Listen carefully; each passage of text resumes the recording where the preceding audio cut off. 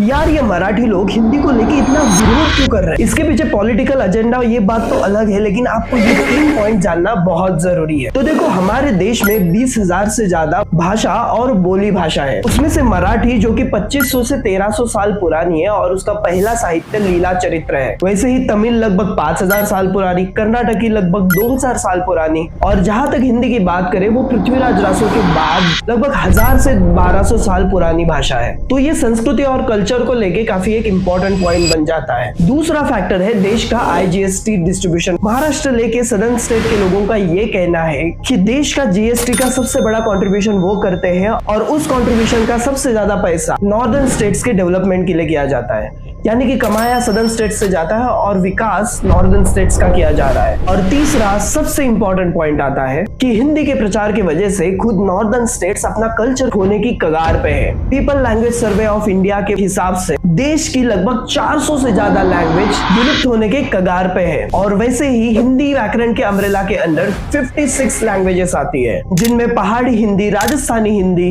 पूर्वी हिंदी जैसे अवधी, बंगाली, छत्तीसगढ़ी, पश्चिमी हिंदी जैसे हरियाणवी, ब्रज भाषा, कनौजी, खड़ीवाल, ये सारी लैंग्वेजेस आती है। और इन भाषा और बोली भाषा का इंपॉर्टेंस हिंदी भाषा की वजह से कम होते जा रहा है। तो अपनी संस्कृति और परंपरा को बचाने की तो जरूरत है, लेकिन आजादी के बाद जो यूनिटी इन डाइवर्सिटी वाला भारत था वो आज पॉलिटिकल एजेंडा के आंधी में कहीं खो रहा है। तो आप क्या सोचते हैं कमेंट्स में जरूर बताना, और अपने मराठी और हिंदी दोस्तों के साथ ये इंफॉर्मेशन शेयर करके उनकी संस्कृति और अपनी संस्कृति बचाने के अवेयरनेस में शामिल हो जाना।